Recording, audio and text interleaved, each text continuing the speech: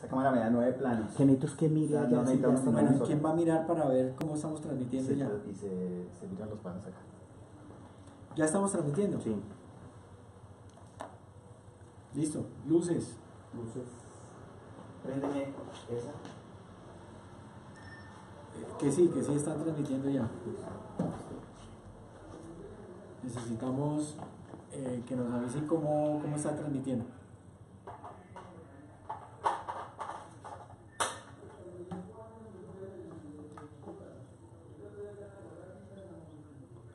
Perfecto, nos estamos viendo perfecto. Entonces nos vamos. Listo, nos vamos. Está ahí. Yo siempre he dicho que el nombre sí es el mejor nombre para ser escritor. ¿Cierto que sí? Yo tengo un amigo mío que yo le conté a usted que es periodista Sí. en Panamá, que es Oscar Castaño. Ya estamos al aire. Y es muy admirador de lo suyo. ¿Sí? Y el libro de Gaitán, un día tenemos que hablar de él. Tenemos que hablar de él porque no le pusieron mucho cuidado a Gaitán. Espero que el año entrante, que se cumplen 70 años, pues podamos tener a Gaitán, digamos, otra vez de moda un poquito. El tema. año entrante no, en 2. Ah, no, 48, correcto. Sí, el 9 de abril del 48, sí, del El año 2018. entrante, 70 años ya Del Bogotazo. del Bogotazo. Pues bueno, nos acompaña hoy el senador Iván Márquez, Iván Duque No, cuidado, Márquez. cuidado con esas equivocaciones. Iván Extremo, Duque no hay Márquez. que por ahí. ¿Le molesta esas No, equivocaciones? a ver, vea, primero uno tiene que tener claro varias cosas. Ese señor es alias Iván Márquez. Yo soy orgullosamente Iván Duque Márquez y porto los apellidos de mi padre y de mi madre con alegría y con orgullo. Claro, bautizado, usted tiene nombre de pila bautismal. Yo no tengo alias y eso es una gran diferencia entre quienes estamos en la vía de la legalidad y quienes están en la delincuencia. Pues le damos la bienvenida al doctor Iván Duque porque nos acompaña en el momento justo en el que dentro del Centro Democrático se acaban de dar los resultados de una tercera encuesta. ¿Qué dice esa tercera encuesta? Y felicitaciones porque usted hace parte del grupo de 3 precandidatos que están con muchas opciones. Déjeme, yo arranco por acá. A ver, Primero, la encuesta no ha sido divulgada por mi partido. Es decir, a nosotros se nos ha dado una información sin precisar nombres. De manera que yo no estoy en condiciones de decir oficialmente cuál es la distribución o la ubicación. Espero que el partido lo informe el día de hoy.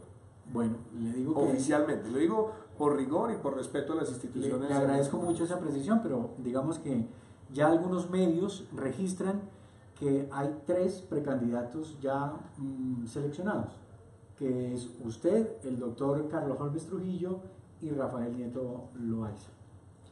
Si esto es así, ya las cosas comienzan a perfilarse mucho mejor. Y si eso es así, ¿usted qué va a hacer en estos días para convertirse en el único? Trabajar como lo he hecho siempre. Nosotros llevamos haciendo una campaña hace más de 1 año y medio, recorriendo el país, hablando de nuestro programa. No he hecho nada distinto a trabajar con la misma intensidad desde el primer día hasta ahora y lo haré hasta el último día de este proceso. La juventud que usted esboza, que tiene, que respira, ¿eso es un impedimento?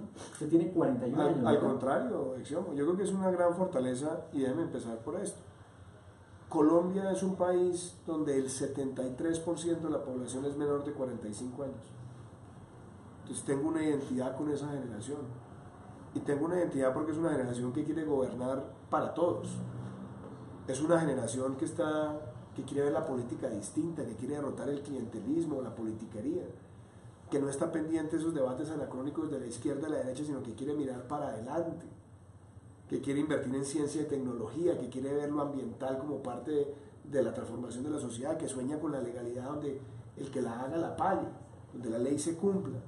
Entonces, al contrario, me siento orgulloso de pertenecer a ese 73% de los colombianos que quiere gobernar para todos, y eso es lo que estoy haciendo en esta campaña, hablar de modernidad, poner esta campaña en positivo, hablar de las cosas del futuro de Colombia. Eso es lo que a mí en ese momento me motiva más que cualquier otra cosa. Le voy a hacer una confesión. A mí me llama mucho la atención el tema de la economía naranja. Ese tema usted lo aprende cuando está en el Banco Interamericano de Desarrollo en Washington. Hay varias cosas. Yo venía desde hace muchos años pensando en el papel de la cultura en la sociedad. Yo tengo un gran amor por la cultura de siempre. Yo crecí en una casa donde mi padre tenía una biblioteca de 17.000 volúmenes, donde se hablaba de música, donde se hablaba de arte. O sea, la cultura hizo parte de mi vida familiar. Mi mamá también muy vinculada al mundo de la cultura. Hizo promoción cultural, fue vicepresidenta además de una agencia de publicidad hablando de industrias creativas. Mi mamá me involucraba mucho en sus trabajos cotidianos y pude conocer ese sector maravilloso. Juliana Entonces, Márquez, ¿no? Juliana Márquez. Entonces, con ellos crecimos en ese ambiente. Cuando yo estaba en el BID con Luis Guillermo Echeverry representando a Colombia, empezamos a trabajar mucho en el tema de las industrias creativas. Veíamos lo que se estaba haciendo en Cali, veíamos experimentos en Bogotá, veíamos cosas en Cartagena. Entonces la idea estaba allí y un día dije, quiero dedicarme a explorar esa economía, a entender bien esa economía. Para que la gente entienda, es todo lo relacionado con la cultura. Claro, ya eso iba para allá, porque ¿qué conforma esa economía naranja? Entonces son 4 grandes bloques. Entonces primero está el patrimonio ancestral. Festivales, carnavales, gastronomía, Y de eso hay bibliotecas, bastante, museos, enormes centros arqueológicos. Segundo, las artes visuales, pintura, escultura, fotografía. Hay una clasificación que mete las antigüedades ahí. Después tenemos las artes escénicas, teatro, títeres, ópera, zarzuela. Tenemos además un tercer sector que son los medios como televisión, radio, cine, medios digitales. Tenemos una cuarta categoría que son creaciones funcionales y entonces ahí tenemos publicidad, diseño, arquitectura, joyería, diseño de juguetes, animación digital y toda la sumatoria de eso hoy aporta más al PIB colombiano de lo que aporta el café o lo que aporta la minería. Razón tenían, y me hace usted acordar, que en el gobierno de César Gaviria se conformó una comisión de sabios que dio como resultado un estudio en el que hacían el diagnóstico de que el país, Colombia, debería dedicarse a la cultura, a las artes, porque nosotros somos ricos en eso, como usted lo acaba de enumerar. Yo siempre digo una cosa, nosotros somos un país que tiene reservas limitadas de petróleo, menos de 7 años, pero tenemos reservas ilimitadas de talento. Entonces un sector que además genera casi 1 millón de empleos entre directos e indirectos y que además empieza a darle identidad a muchas ciudades que se conectan con el turismo para generar una oferta amplia de bienes y servicios. Hoy vemos, por ejemplo, la apuesta que está haciendo Bogotá en el Bronx de volver el gran distrito creativo de Bogotá. Vemos lo que ha venido haciendo Cali con el mapeo de industrias creativas, el programa Cali Creativo. Vemos lo que ha hecho Barranquilla, una ciudad que tiene carnaval ahora 365 todo el año, tratando de generar ese vínculo del turismo con la oferta cultural. Es más, usted me pregunta a mí, yo tengo ese sueño de ser el presidente de Colombia que más protagonismo le dé a la cultura en la agenda de desarrollo nacional. Sería usted de los más jóvenes, ¿verdad? Usted es nacido en el 76, ¿verdad? Sí, 1 de agosto. Es un Leo, Dragón en el es horóscopo un Leo chino. puro, es un Leo puro, es decir, una persona con determinación y con objetivos muy claros. ¿Usted cómo se ve como uno de los presidentes más jóvenes? Si no el más joven, ¿eh? Primero es esto. A mí la juventud me parece siempre un gran activo. Y es una juventud que tiene preparación también. Yo he desarrollado una vida académica de la cual me siento orgulloso. La vida me dio la oportunidad. Yo estudié Derecho en la Universidad Sergio Arboleda. Tuve el profesor Álvaro Gómez, una persona que influyó muchísimo en mí. Tuve una inclinación hacia la filosofía, entonces hice mis estudios mayores en filosofía y humanidades. Además, después me dediqué a estudiar temas de finanzas. Hice mi maestría en Derecho Económico Internacional.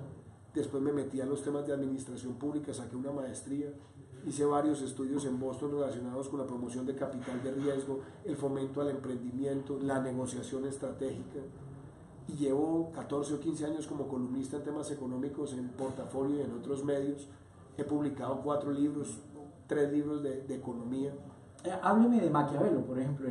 Ese fue interesante porque... ¿Qué significa ese libro? Porque Maquiavelo en Colombia surge como una investigación personal. Primero, analizar a Maquiavelo, porque Maquiavelo muchas veces queda reducido al príncipe y entonces queda esa idea de un De ser maldad oscuro detrás, ¿no? El príncipe es un manual que él elabora para Giuliano de Médicis cuando los Médicis regresan al poder en Florencia, pero más interesante que eso a mí me parecía mirar la obra republicana de Maquiavelo. principalmente que los discursos sobre la primera década de Tito Livio, que son el gran libro del Renacimiento sobre el republicanismo. Maquiavelo fue un gran adorador del republicanismo.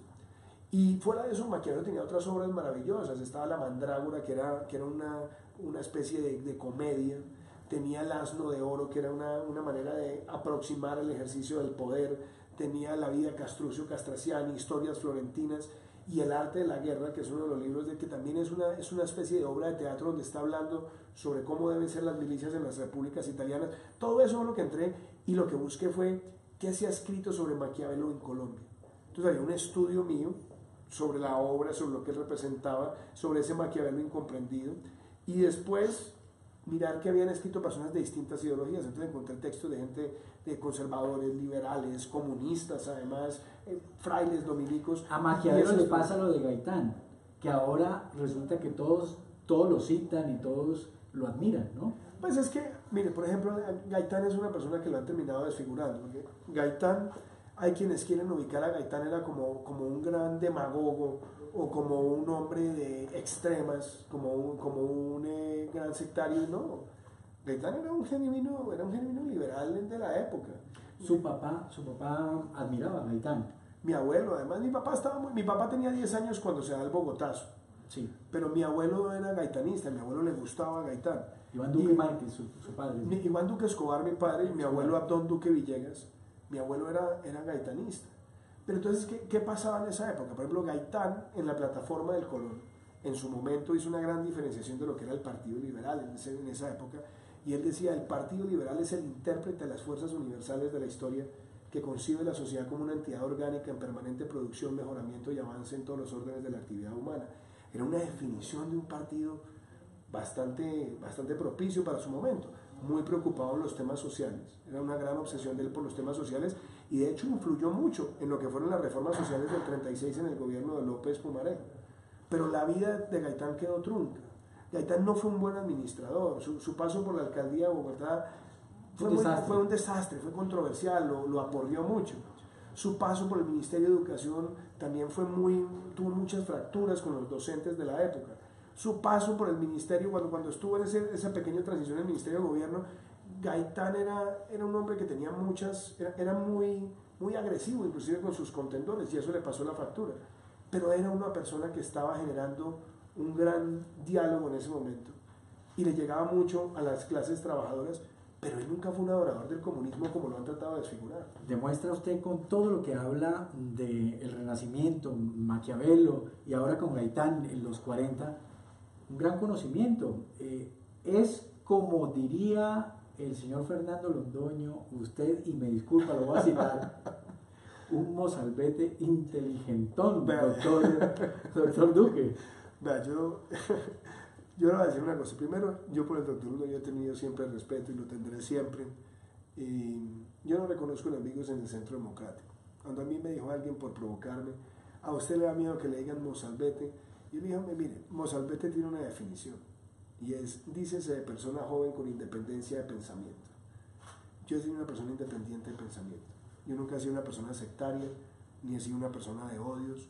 A mí me gusta valorar al prójimo, inclusive en las diferencias. Yo valoro mucho las diferencias, y valoro mucho la argumentación de diferencias, porque creo que ese es el propósito de la vida, ver cómo nos entendemos los unos al otro. Y algunos tendrán diferencias profundas, pero es interesante el debate de ideas, no el debate de agravios personales, no el debate de descalificar, que eso es lo que destruye al ser humano. Por eso me parece importante que en el plano de las diferencias en Colombia las podamos ventilar en democracia, zanjar en democracia, pero no caer en la estigmatización. Ha habido mucho fuego amigo en estas disputas que ustedes tienen, los candidatos. Bueno, primero eran 5, ahora son 3. Ha habido mucho fuego amigo, mucho rifirrafe dentro de ustedes. La política a veces despierta pasiones, la política despierta muchas pasiones, quizás muy similar a lo que puede ocurrir con el fútbol.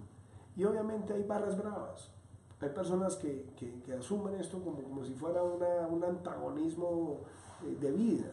No, yo creo que uno tiene que en esto obrar con mucha tranquilidad, con mucha prudencia, y para adelante. Cuando uno está en esto y está presentando propuestas y está presentando ideas, tiene que recorrer el país, hablar con la gente, tratar de ganar afecto, ganar conciencias, ganar respaldos, pero no caer en eso. Esa es la política pequeña. Entonces, yo no he respondido a ningún ataque. Y cuando me atacan, propuestas. Me siguen atacando, más propuestas. Me atacan con bajezas, siempre con altura. Y yo creo que hoy lo que tenemos que trabajar es para que al final de este proceso salgamos unidos para adelante. Usted no solamente habla de política y de cosas serias, serísimas, también es un cultor de la música. De hecho, sabe tocar guitarra, ¿no? Sí, yo nunca he sido un buen guitarrista, para serle sincero. Por ahí charrasqueo muy de vez en cuando, pero nunca me he considerado un buen guitarrista. La guitarra me dio trabajo muchos momentos de mi vida. Lo que sí me gustaba era cantar. Canté en un grupo de rock en los años 90. ¿Cómo se llamaba el grupo? Pig Nose. Y era porque los parlantes de la época se llamaban, eran marca Pig Nose, y teníamos que ir a unas murgas a tocar y teníamos todo listo menos el nombre. Entonces, ¿qué nombre quedaba? Entonces a alguien se le ocurrió la originalidad de ponerle el nombre del parlante. El nombre del Y parlante. entonces así fuimos en su momento. Ahí había gente muy, muy valiosa. Estaba nuestro baterista, era Jonathan Calderón, que hoy es uno de los grandes ejecutivos hoy de un headhunter en Colombia, de un cazatalentos. Rafael Gabaza, que hoy trabaja en el estudio de Norman Foster en Inglaterra, gran arquitecto, y era el guitarrista. Teníamos de bajista a otro, un gran empresario de la ingeniería, que es Sergio Atala. Estaba Alejandro Lloreda, y yo era el que cantaba. Que además tuvo una transición muy rara, porque en esa época yo estaba en otra música mucho más pausada, y la profesora que teníamos, que era Katana Bravo Malo, me dijo: oiga, Iván, pero no canta con estos locos, y estos tipos les gustaba era Pantera y una música muy pesada. Entonces por esa vía entré al rock pesado, y terminamos cantando un rockcito más tranquilito, más pop, y con eso nos fuimos a presentar a varios lugares y disfruté mucho esa etapa de mi vida. Me enteré que le gusta el tango y que le gusta uno que se llama Cambalache. Y Mano a Mano, los dos. Mano a mano.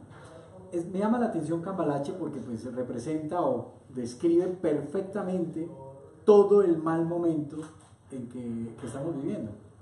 Sí. Le hago una propuesta, si me permite. Ajá. ¿Por qué no la cantamos aquí con este? Usted canta conmigo el Chiomo, porque yo estoy ronco, no estoy afinado. Ahí está. Cambalache. Esa es la versión de Enrique Santos Discépolo. Es la mejor.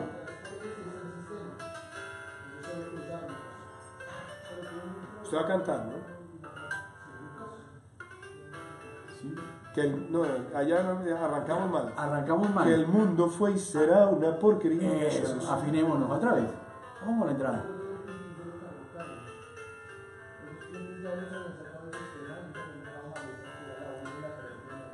Nos van a echar de aquí del hotel.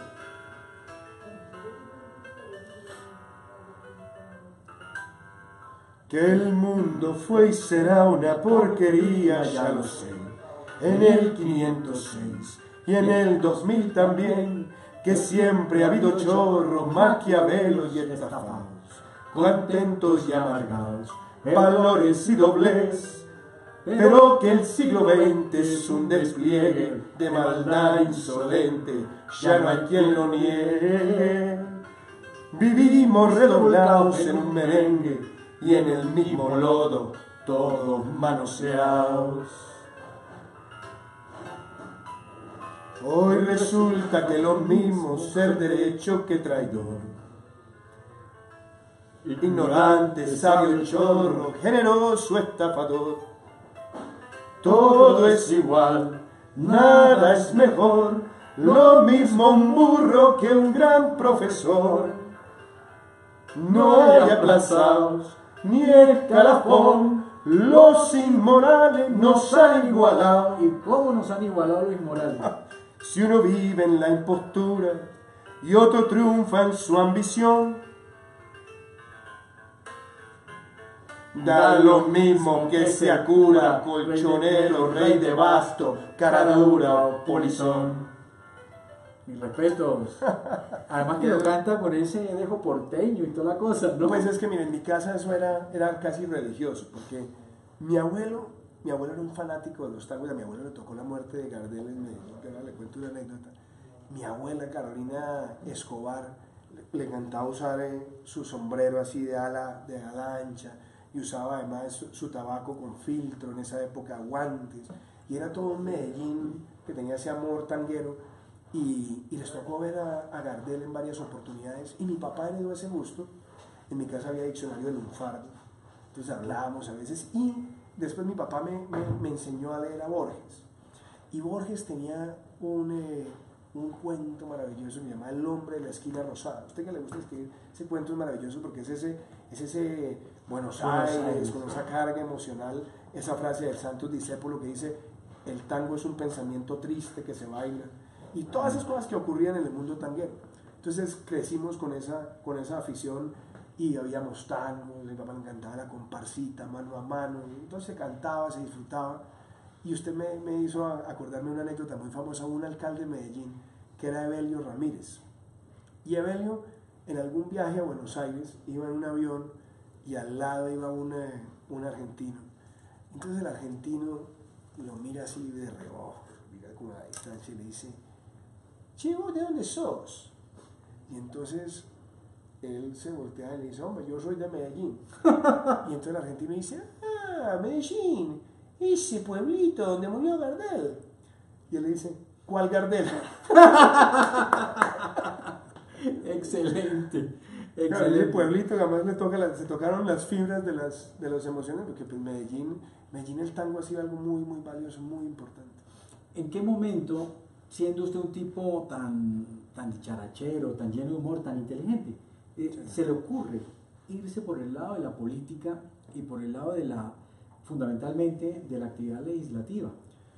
Pues hombre, primero mi abuela desde muy niño me empezó como a prender la mechita, y la verdad la mechita estaba corta porque a mí esto todavía me ha fascinado. Entonces mi abuela me hablaba de López Pumarejo, me hablaba de Gaitán, me hablaba de Olaya, me hablaba de todo lo que pasó, el Bogotazo, y eso me iba como generando una emoción muy grande. Después me presentó al maestro Echandía en Ibagué, yo siendo un niño fui a visitarlo, entonces el maestro Echandía me hablaba de sus cosas, de lo que había pasado en el golpe de Pasto y demás. Y mi papá pues también, en ese mundo en el que él se movía, como que yo tenía una especial afición e interés. Mi abuela me regalaba acetatos de discursos, yo escuchaba discursos, entonces como que la política siempre ha estado en mí. Yo nunca he dejado de ser un político, aunque yo no tenía una vida política, yo me dedicaba a banca de desarrollo, estuve trabajando en la tecnocracia, pero siempre con ese amor por lo político, leer lo político, estudiar lo político, leer de campañas. Y tuve el honor tan grande de estar 8 años en el gobierno del presidente Uribe, representando a Colombia en el BID, en un cargo muy técnico, miembro del equipo económico. Pero usted, ¿cómo conoce en ese momento el presidente Álvaro Uribe? Yo Uribe lo conocí en varias oportunidades, digamos, de manera cercana. Primero lo conocí en el año 97, en un evento donde no tuve la ocasión de hablar con él, pero me llamó mucho la atención. Él venía a ser gobernador de Antioquia, un hombre muy joven y con esa habilidad, dinamismo. Después, cuando yo estaba en el BID, él va a Washington a finales del 2001 y me invitan a una comida con él, y la verdad a mí me impactó la claridad, me impactó el manejo de las cifras, me impactó lo que él quería proyectar para Colombia. Lo eligen presidente, él me ratifica a mí en el Banco Interamericano de Desarrollo, y estuve trabajando con Luis Guillermo Echeverry, gran amigo mío y una persona muy cercana a él. Y entonces me presentó a Uribe, ya dialogar mucho más con él. Estuve durante los 8 años de su gobierno cercano, y después me dio un honor enorme. Cuando él deja la presidencia me dice: Iván, quiero que usted sea mi asesor en Naciones Unidas, manejando ese tema tan delicado de Turquía e Israel en las costas de Gaza, que para mí, después de haber tenido toda esa cantidad de consejeros que me hubiera escogido para ser su asesor, pues un honor enorme. Estuve con él allá, fui su profesor asistente en Georgetown, le ayudé con la agenda internacional, trabajé con él en el proyecto de sus memorias. Entonces generé una relación cercana, de mucha admiración intelectual, y de pronto me dijo: Iván, quiero que me acompañen en esta aventura de crear el Centro Democrático, después de que ya nosotros habíamos hablado de esto desde el plano académico. Entonces tomé una decisión en mi vida, que fue dejar una carrera exitosa en la banca de desarrollo con una proyección, para venir a trabajar por mi país con amor, con compromiso. Y ya son casi 3 años y medio en el Senado con él. He sacado 4 leyes de las cuales me siento muy orgulloso: debates de control político, recorrer el país, la vocería del no, la demanda contra Maduro, la demanda contra el acto legislativo 01 del 2016. Entonces, Exiomo, lo que me ha motivado y lo que me motiva a mí de la política y del servicio público es el amor por Colombia. ¿Quién lo sienta a usted a la derecha de él, a la diestra? ¿Usted solito? No, ¿O es una cosa de yo llegué a ver dónde me tocaba sentarme, y me dijo en ese momento el jefe de seguridad del presidente: oiga, miren, el presidente decidió que usted se sienta ahí al lado de él. Entonces, ¿usted hizo caso? A mí, primero, yo disfruto mucho la conversación con él, en muchas cosas. No solamente pues la rigurosa de trabajo y todo, pero compartir con él es divertido, él tiene mucho cuento, mucha anécdota, entonces para mí era un honor y más estar al lado de él. Y él ubicó las sillas que él quería a su lado. A la derecha está Paola Holguín, después está Susana Correa, entonces él está entre Paola y yo, y entonces estamos hablando siempre sobre los temas de procedimiento legislativo, sobre temas de actualidad, una que otra mamadera de gallo, pero es de verdad para mí un honor muy grande y lo siento como una gran ¿Y se responsabilidad. presta la tomadura de pelo ahí? Él sí, él tiene muy buen sentido del humor. Él cuando entra en esa faceta del sentido del humor es una persona muy divertida porque tiene mucha anécdota y tiene una faceta que muy pocas personas conocen, y es que yo no conozco un ser humano que sea capaz de albergar tanta poesía en el disco duro. Se recita poesía, por ejemplo, sabe la carta de Bolívar a Manuelita Sáenz, esa famosa carta donde él le habla de sus últimos momentos y donde la añora y demás, se la sabe de memoria. Si usted llega a la presidencia, ¿qué lugar va a ocupar él dentro de sus afectos y de su confianza? Exhumo varias cosas. Primero, uno tiene en la vida que saber consultar a las personas que saben, a las personas que han tenido éxitos, a las personas que han tenido fracasos, a las personas que han vivido. Y a mí me interesa mucho contar con él como consejero, contar con él como su experiencia, que él le diga, hombre, estas cosas las hice bien, estas cosas las hice mal, no cometo los mismos errores o piense en estos aciertos. Pero en el plano más práctico, tengo un anhelo, y es que el Centro Democrático se consolide como la principal fuerza parlamentaria en el Congreso. Quiero que tengamos esas mayorías.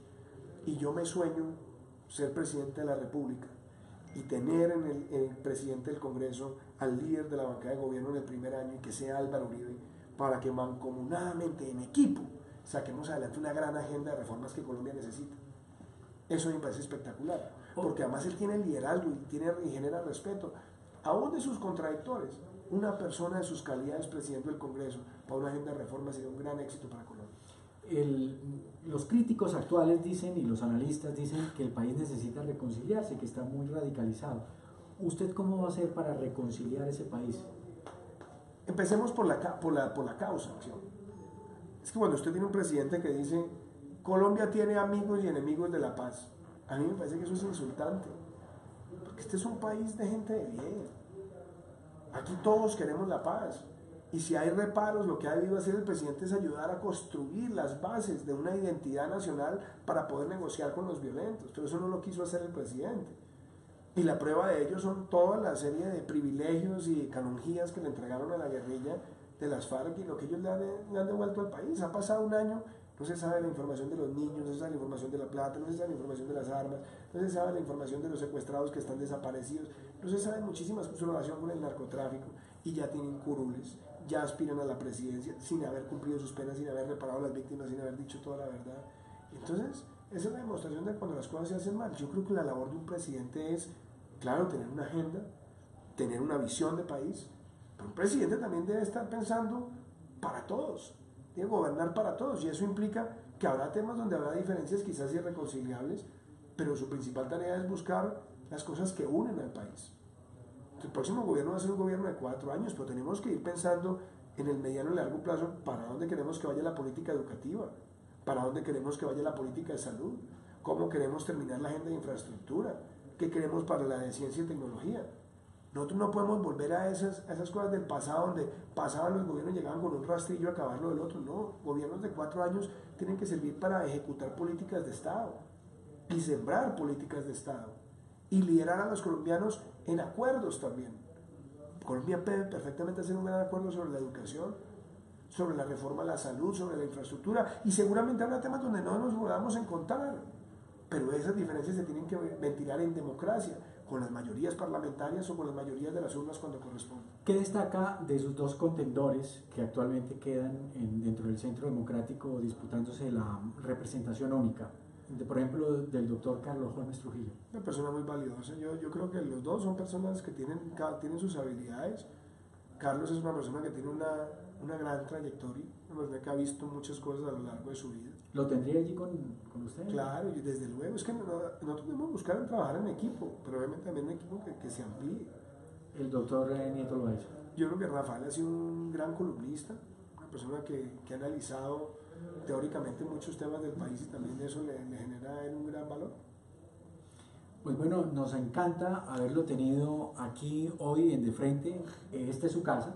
No me canso de repetírselo a quienes han estado sentados ahí, que no han sido pocos, ¿no? Ha estado el doctor Humberto de la Calle, Gustavo Petro, el senador Uribe. Han estado todos aquí sentados. Maravilloso, Exiomo. Mire, para mí ha sido un honor y se lo debo decir, no es por lisonjarlo. Tengo muchos deseos que tengamos la tertulia sobre su libro de Jorge Eliezer Gaitán, que es uno de los temas que más me apasionan de la historia de Colombia. Lo vamos a tener, se lo prometo, y muchas gracias por estar Muchísimas aquí. gracias y gracias a todas las personas que nos están acompañando a través del canal. Gracias, doctor.